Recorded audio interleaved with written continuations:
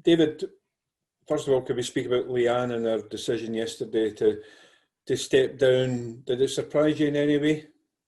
Absolutely. I think very surprised. On a personal level, very disappointed as well, just because she'll be a massive loss to the club, from my opinion. I think she's done an unbelievable job and will be very difficult to replace. I think she's done, as I say, an excellent job over the years. And from when I first came in, I think I was one of the first signings. And from the job she inherited to what she's done now, I think she deserves immense credit and fully deserves all the credit she can get for that. One of the first things she had to do, of course, was change manager, as well as bring the likes of yourself in. That couldn't have been an easy job to do as one of your first as chief exec. Oh, definitely not. Especially having just been relegated as well. Just been relegated, and there was Rangers and Hearts also in the Championship as well. So it was always going to be a very difficult season. But at the same time, a team like Hibs have got such high standards and demand, so it was always a difficult appointment for her. But I think, as you can see, it was a successful one. We went on and won the Scottish Cup and had some great nights and occasions at Easter Road since she's been at the club. So, as I say, she's done an unbelievable job, and she'll be definitely missed. Does sometimes the job of chief executive get forgotten a little bit by the supporters because they're not in front of cameras every week, they're not on the pitch every week, they're not the front people at the club? Possibly. I think when things are all going well, I think nobody's really going to ask any questions. I'm sure through difficult periods, questions get asked more, especially from fans, and when people start to demand change and things like that, can be a very difficult situation for them. But as I say, since I joined the club and since Leanne's been here, we've been moving forward every single year, and I think it shows with the job she's done for what she inherited to how she's leaving it. It's an incredible position, and one she can be really proud of what she's done. Have you spoken to her? And it does look like she might not be out of work for too long, because I think there's certainly at least one other club who are potentially looking at employing her over the next few months. No, as I say, it's very fresh to me. I think Mo just found out herself yesterday, so I'm sure Leanne will be short of offers if whoever she decides to turn her hand to next. But at the same time, that's up to the people above and the board and the owner to do that. We just concentrate on the football. How does it, in terms of you being captain, David, what does that do in terms of the conduit with the board now? Who would you speak to as the captain if you have issues, or what you do in terms of your liaising with the board? I think nothing's really changed on that front, because we've also got Graham Matthew and the manager. That would be I'm from the playing side, that's who we always speak to. Graham's here every day, the manager's here every day, so they're always my sort of point of contact. And you could say I'm the kind of link between myself and my dressing room and the likes of the manager and Graham. So nothing really changes on that front. And it'll just, as I say, we just have to fully concentrate on what lies ahead now, which is an important game tomorrow in the Cup. And I'm sure the board and, as I say, the owners will do what they need to do to make sure that they get the right person in. There was obviously tough times during the summer, as there was at every club. With Leanne going now, do you worry about a stability in any way? Or are you happy now that with Ron bedding in over the last 18 months, things are in place in terms of what you need from a board as a playing squad?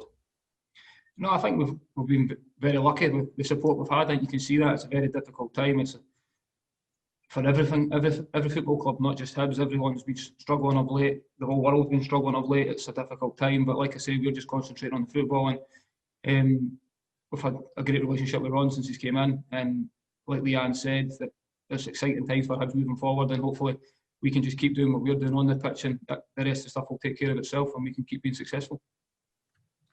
David, when you think back to when you signed for Hibs, what were your first impressions of Leanne and obviously Alan, who would have been the two figures instrumental in bringing you to the club, and how would you characterise the way Leanne is with the players, the sort of style of chief exec that she is? Yeah, I think she was very approachable. I had a great relationship with her personally. I was able to speak to her at any time. If I had any problems, I could speak to her direct. I didn't feel in any way worried about speaking to her. And I think you just see with the people she's brought into the football club, the structure that was in place, like George Craig, the manager at the time was Alan Stubbs coming in, and then everybody else, slowly but surely, the structure was getting bigger and bigger. And from a footballing point of view and a playing point of view, the players are spoiled by the club. They had so much, the structure was there for us to get better and better, and I think that was down to the people she brought in and the the support she got from above, and everyone moving forward. And as you can see, that's reflected in season ticket sales and success that we've had over a few years. So, all in all, as I say, we're in a fantastic position, but we need to really push on now. You know, like she's been sharing kind of pictures, and so many from, of course, the Scottish Cup win, which I think she said yesterday will be, you know, her greatest memory from her time at the club. Do you require, you know, that happiness and that togetherness to get that sort of success? Is that, you know, would you say it fair that that's something that Leanne helped to sort of create at Hibs? Definitely, she definitely created that culture, the togetherness. Like I say, the structure that was put in place was all about that, about togetherness, and because it was a rebuilding job. I think when I first came in, we were lucky to get a five-a-side team, established professionals at the club, and a lot of younger ones as well. But in terms of first team regular players, there was only about 5 or 6 left, so it was a proper rebuilding job. And then when you see how quickly we managed to turn that around, and then ultimately the success of the Scottish Cup, and then moving in, getting back to where we needed to be, which was the main priority, back into the top league. I think we've really pushed on from there now, and I think, as I say, should develop that culture and togetherness, and that's something we strive to do. And I'm, as a captain, very lucky. The dressing room I've got at the minute, it's full of players like that, which comes down to our recruitment as well. David, how frustrating a season has this one been? Just obviously the 3 starts in the Betfred Cup. It's a bit of both, really, to be honest. Also, I'm desperate to play. I'm fit and ready to play if called upon. I'm training all the time, which is fantastic, which is, for me, a massive plus for how it's been for the last couple of seasons. So, on a personal note, to be fit and available all the time is a massive improvement for how I've been over the last couple of years. And I just need to be as ready and focused as I can, so if an opportunity comes up, I'm able to take it. And credit to the boys that are playing at the minute. They've been really, really good. I think defensively, there's a start, especially early on in the season, we're keeping a lot of clean sheets, and there's a real effort to stop goals going in. And I think we need to keep getting back to that now, with a few in of late. And I think competition for places and things like that's really good. And as I say, I need to be patient, but at the same time, fully understand the situation we're in. How hard is it to be patient, given that you are a senior figure at the club, captain? I mean, you want to be one of the big voices in the dressing room, but if you're not playing, is that an easy thing to do, to still be that big figure? I think so. Well, I don't know, but from a personal point of view, it's difficult when you're not playing. I think everybody wants to play, and if someone was happy not playing, then I don't believe they're in the right job. I think it's something I'm desperate to still be doing, and I push myself every single day. And I think there's a few boys in the same situation, that we can only try and do as well as we can every day in training to raise the standard, to make sure the standard's there for the boys that are playing as well. But in terms of how I go about myself, I think nothing changes from that front. I obviously want the team to be as successful as possible, and as I mentioned before, I'm quite lucky with the other senior professionals in the dressing room, that it kind of manages itself, so everybody really chips in, and it's quite easy to manage on that front. You're obviously 32 now, you've put your injury troubles behind you now. How long do you see yourself sort of carrying on playing for? Do you think you've got sort of a few more years yet to go?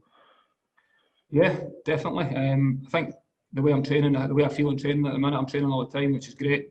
And listen, you never know what's round the corner, but I want to be, it's an easy one to say, I want to play for as long as I possibly can.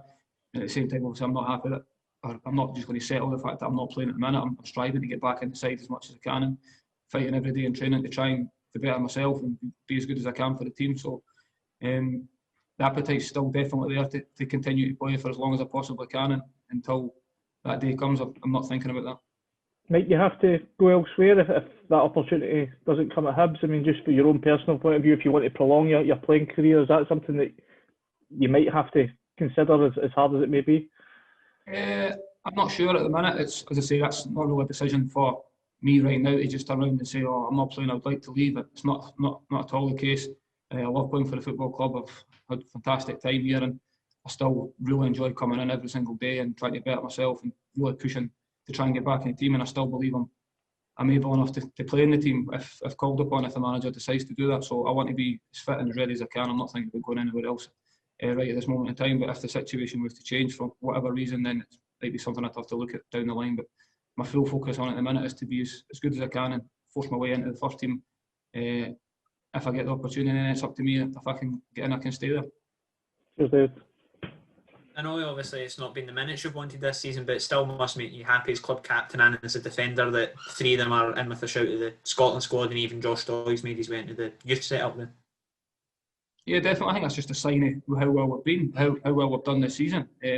I think when the boys got their call-ups, I think it was deservedly so.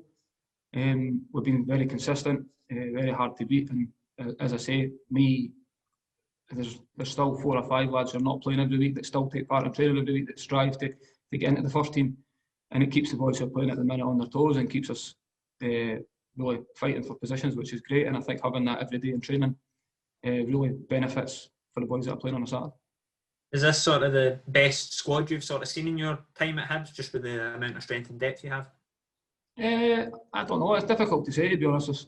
I've been lucky enough to play with some fantastic players over the time. In terms of, as I say, the squad itself is fully great players and great people. More importantly, I think we've got a real good bunch that really work hard every single day in training, and there's a real togetherness there and strive to try and achieve the things we want to set out to do this season. And we're on track to do that at the minute. But there's no point in resting on that. We want to keep pushing on and be as successful as we can. David, we've saw 2 young fullbacks break into the first team squad in Sean Mackey and Josh Doig. How sort of pleasing has it been to see their development as an experienced fullback yourself? Oh, definitely. I think they've done really well. Right from the first day in pre-season, they've done really well, and I think it's as much as sometimes the manager will feel he's putting young boys in. I think he's shown he's got the trust in them to play. And yes, especially Josh is quite young, but he's took his opportunity very well and done great when he's been in there. And the likes of Sean's had a few injuries of late, but he's managed to get himself back up and running and fit. And you know what Sean's like. He's a strong, powerful boy and more than capable of playing at this level, which he's shown. So no, there's no surprises there from our end. They train well all the time, and I think they've done really well. And just looking ahead to tomorrow, does it help that you obviously played Dundee and obviously got the victory so recently? I think there's a couple of ways of looking at that. One thing we're definitely not doing is thinking that just because we beat them the last time that it's going to be an easy game. Obviously the scoreline was 4-1, but I think anybody watching the game would understand that it was a difficult game, and we fully expect another one tomorrow. So that's one thing we need to guard against, it. Make sure everybody's well aware that the last game's completely irrelevant. It's a different situation. It's a cup tie, and anything can happen in the cup. So we need to make sure that we're as prepared as possible and fully focused on making sure we're in the hat for the next round.